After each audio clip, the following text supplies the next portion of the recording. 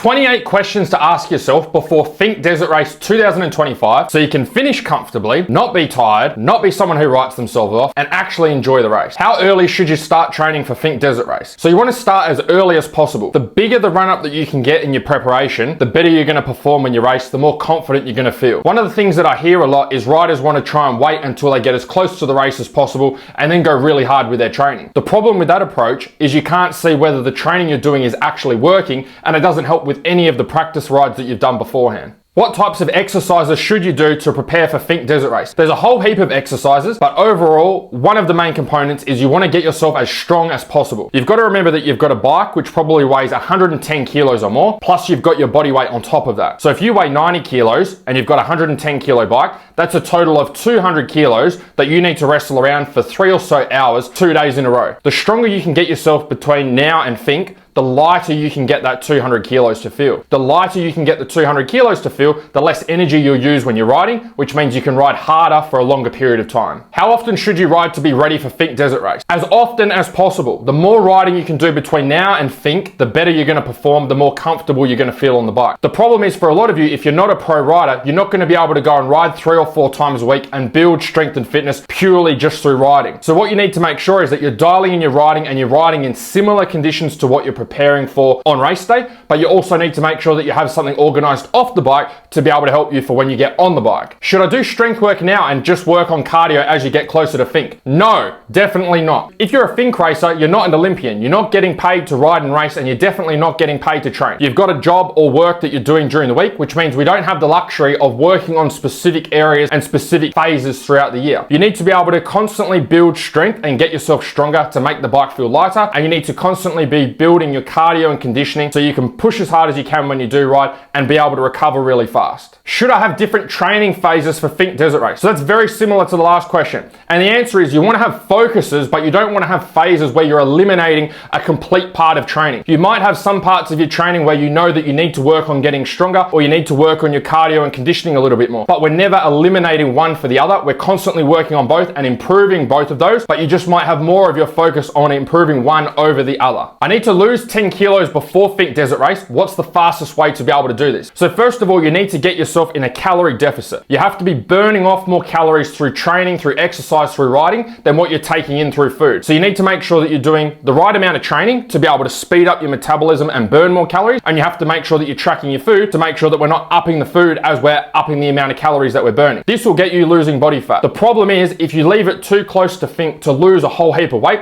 you're going to lose a lot of energy, a lot of strength, and a lot of fitness. So you might be lighter, but you're not going to feel as energized and recharged on the bike. So the longer you can get prepared or the longer you can get organized from Finke to start losing the weight, the easier it's going to be to lose the weight and be able to keep up your strength, your fitness, and your performance on the bike as well. I've got a broken collarbone. Can I still get ready for Finke Desert Race? Yes, you can. This year we had one of our riders, Evan, who broke his collarbone in March, and he needed to be ready for June, ready to race. And we were able to get him ready, and he was able to get out there and get his spike. The problem most riders have with injuries is they get an injury and they write off all of their training. They stop training, they stop doing anything. And then what happens is they go backwards. They detrain. So they made all of that progress to go forwards, they get hurt, they stop doing all the things that got them there in the first place, they go backwards, and then they have to start from the ground up again, which makes it really hard. One of the things that we do really well through our faster lap system is we get our riders training and working around injuries or niggles that come up, which means that they can still make progress. This means when the injury or the niggle's healed, then they can pick up from where they left off rather than everything being at zero and have to start the whole process again. What do the pros do to get ready for Finke Desert Race? I've got absolutely no idea. What I do know is that they probably do a lot more riding than you, a lot more pre-running than you, and they've probably got a lot more mechanics and support than what you have, which means using an approach that the pros use for Finke Desert Race is probably not going to be something that's too helpful for you. What are the top 3 mistakes you see riders making preparing for Finke Desert Race? I'm going to narrow that down to one big one, and that one is that a lot of riders focus on endurance. They think because they're riding for 3 or 4 hours every day, they need to do heaps of cardio and heaps of endurance. So they're out there cycling and running and swimming and doing a whole heap of push-ups and sit-ups and bodyweight exercises to try and build this endurance. And the thing that they forget is the weight of the bike that they have to be able to wrestle around for the full race. If you're riding a KTM 500, you're looking at 110 kilos plus with all of the, if you've got an oversized tank and other stuff on there, is more than 110 kilos. If you weigh 90 kilos and the bike's 110, that's a total of 200 kilos. You need to wrestle around 200 kilos for 3 or 4 hours on day one, and then back that up and do 3 or 4 hours on day 2. There's no amount of cycling, no amount of swimming, no amount of running, no amount of push-ups, no amount of planking that you could possibly do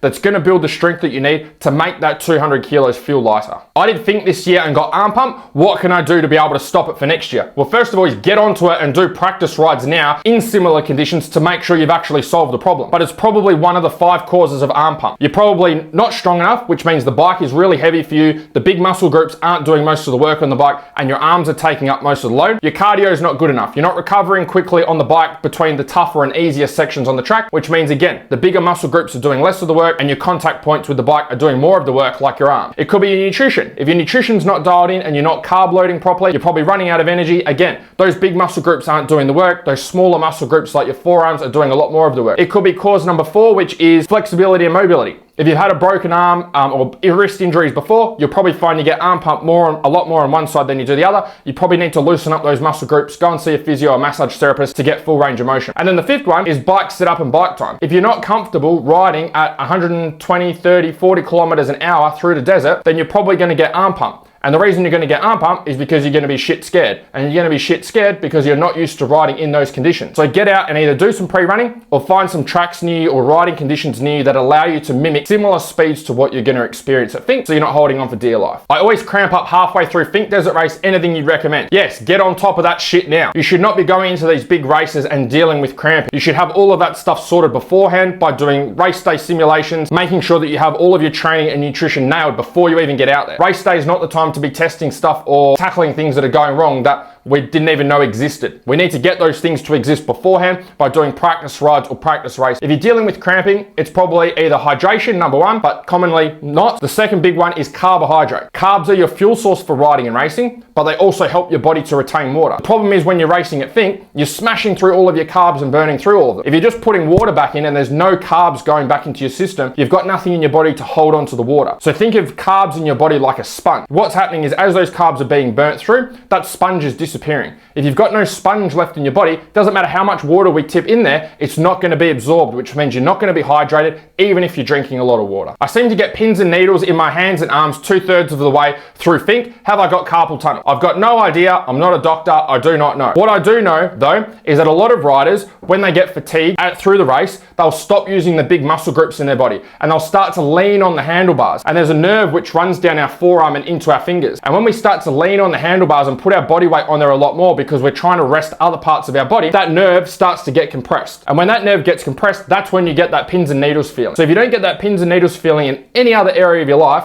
but you just get it when you go out and ride and race, then that's probably the cause and you need to figure out what's making it happen. How many days should I take off training before Finke Desert Race to make sure that you're fresh and ready? Probably not as many as you think you need to. Too many riders think that they're Olympic athletes. You guys aren't training 8 hours a day. You're going to work and doing other stuff and you train in your spare time and ride in your spare time. So you don't need much time off because your body hasn't been under that much stress. What we use with our riders in the faster lap system is we get them to taper off their last 1 or 2 training sessions before race day. What this means is they do their normal training session, but they drop the weight load back and they drop the intensity back to 50%. They get to the end of the session and they feel like they've wasted their time. If we can do that, that's great. That means they've got more energy in the tank, ready to ride and ready to be able to race. If I use Ste Pegs, will my legs stop getting sore? I've got absolutely no idea. Ste Pegs will help you to take a bit of the load out of your legs, but at the end of the day, if you're using Ste Pegs as a crutch for not doing any fitness work or not getting your legs stronger, then you need to tackle the real problem, which is getting your strength and fitness up so your body's got the endurance. The Ste Pegs should be like a support or a little 1% or 10% that help to make things a bit easier. They're not a crutch for not doing any strength and fitness work and not getting your body ready in the lead up to Finke. My lower back gets really sore and stiff partway through Finke Desert Race.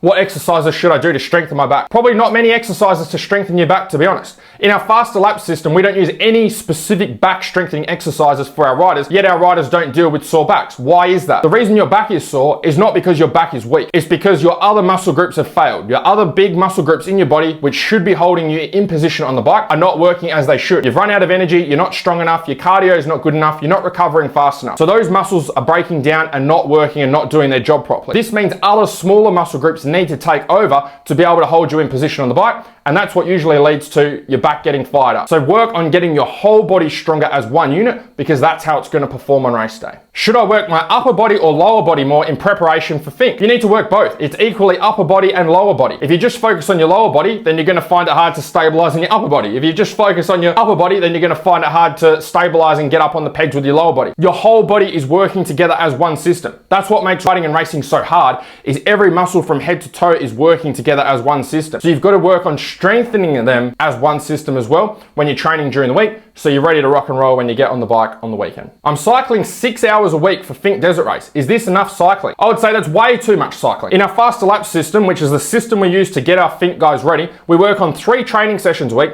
and they go for about 45 minutes each. So you're already doing way more than what our guys do, and that's what we do to be able to get them ready for Finke, to be able to ride for up to 4.5 hours for each day. So you're already doing too much training. It's not about the volume of training. It's not about doing more and more and more training, trying to train twice a day, trying to train for 3 hours instead of 2 hours, trying to do 10 hours instead of 6. What it's about is doing the right stuff. And that means building the right type of strength, building the right type of fitness. So that way you can cut down the amount of training you're doing by just focusing on the right stuff. I've been riding at the local motocross track to get me ready for Finke. What else should I do? First thing I'd recommend is probably stop riding at the local motocross track, because the problem is David Walsh was holding an average speed of 124 kilometers an hour for nearly 2 hours this year for 2 days in a row. Very, very fast average speed, very fast riding. Chances are when you're on that motocross track, even if you're really fast, you're only holding an average speed of about 50 kilometers an hour. So the transfer you're going to get from doing all of those laps on the motocross track to Finke Desert Race is going to be quite small. You need to find conditions that mimic closer to Finke Desert Race. Faster stuff, more open stuff, travel, drive, book a weekend away if you have to be able to get your body comfortable riding at those speeds. I don't have any riding spots near me that are like Finke Desert Race. What should I do to prepare? You should find some spots that are like Finke Desert Race. Don't be scared now to be able to look at the next 6, 9, 12 months and go, when can I go for a ride in similar conditions? Can I get there and do some pre-running? Can I book a weekend away with some mates and do riding somewhere else in similar conditions that are very fast? You need to be able to find fast conditions. It's not that you won't finish the race if you don't ride in fast conditions. I'm sure you're capable of getting down to one side and coming back. It's about how well you do that and how easy you do that. And do you do that going, shit, I wish I didn't sign up for this. I wish the race was over. Or, hey, this was really fun. I want to be able to come back next year. What's more important, bike setup for Finke or fitness? They're both. You need both of those things. You need the bike set up properly for those riding conditions and for the high speed. If you don't have the bike set up, it's going to be very hard to hold on to. Your body's going to work 10 times harder than it needs to, and you're going to be at a much higher risk of coming off or getting hurt. But likewise, if you have the bike set up and you've got the best suspension in the bike and you spent all of your effort on that, but your body doesn't have the strength and fitness to actually ride the bike hard all the way through the race,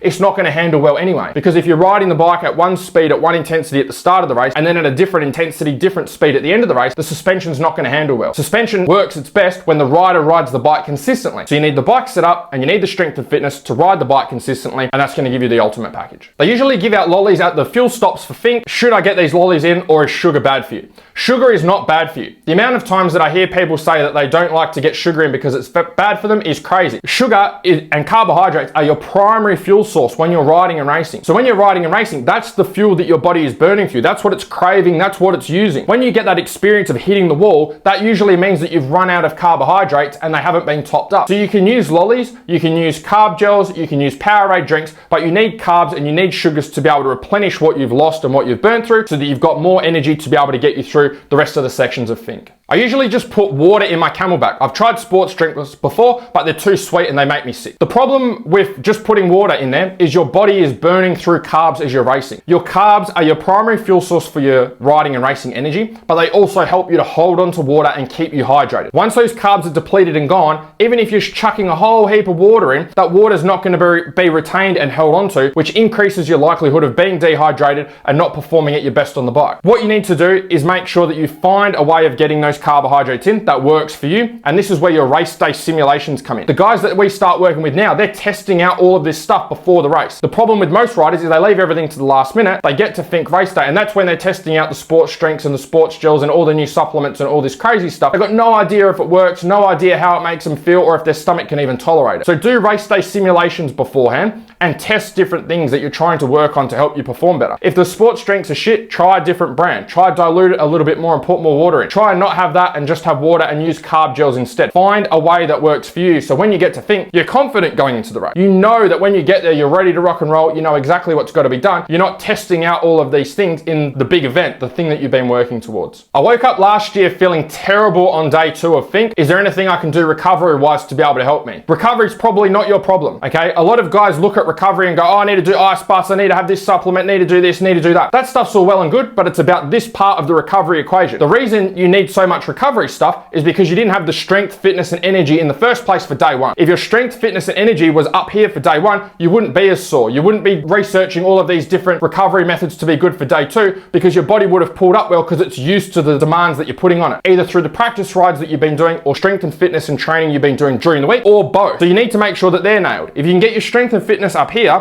then the demands of Finke are going to be a lot closer to what you've been training your body to do, which means you're not going to be as sore and not going to be as stiff. So that's the path that I would go down. A lot of riders get hurt at Finke Desert Race. What do you think the main cause is? I think one of the main causes before was probably having a lot of recreational riders out there that have never raced before. They fixed that with the new way that they qualify and riders have to get points or accreditation to be able to enter. I think the biggest thing that hurts a lot of riders now is their strength and fitness. They just get tired. They get out there, you're riding at very fast speeds, your concentration needs to be super, super sharp for 2, 3, 4 hours, which is a very long time. If you haven't got your nutrition nailed, you haven't got your strength and fitness nailed, then riding at 110, 120, 130 kilometers an hour is going to be quite dangerous, because you're not going to be able to pick up those cues of when you need to back off or when something's happened, and your response time to those things happening is going to be a lot slower, which is where you see a lot of guys start to come off or have big accidents, and it costs them the whole race. I'm worried about coming off at Finke Desert Race. Anything I can do to boost my confidence? Yes, confidence comes from practice. It comes from having mental evidence that you know that you can do the thing that you're about to do, which is go fast on a motorbike for long periods of time. The two things that you can do to be able to get fast riding a motorbike for a long period of time is, number one, ride in similar conditions to get confident doing that, and then make sure you have the strength and fitness behind you to maintain that speed and maintain those skills for the full ride and full race. If you can do that and you can prove that to yourself through doing race day simulations, getting out to some other practice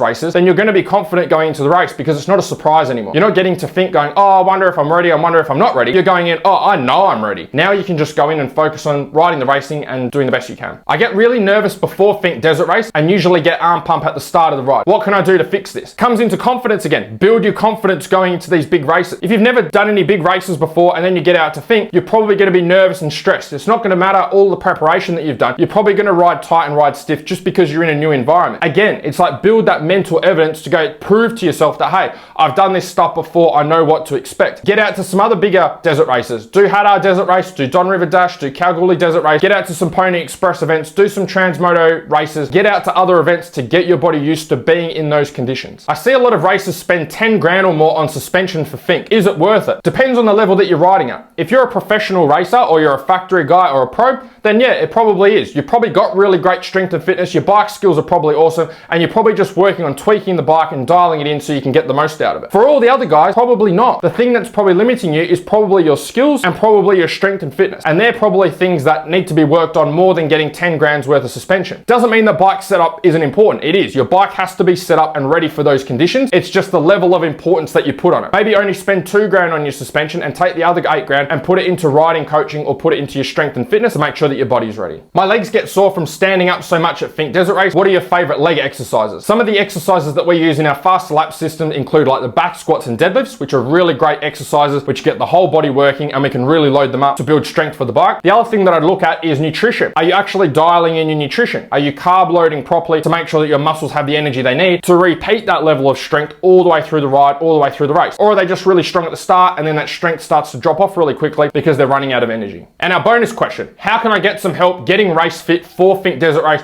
so you can actually get out there and enjoy it? If you'd like some help, DM me on either Facebook or Instagram, Finke Fit, and I'll send you all the details.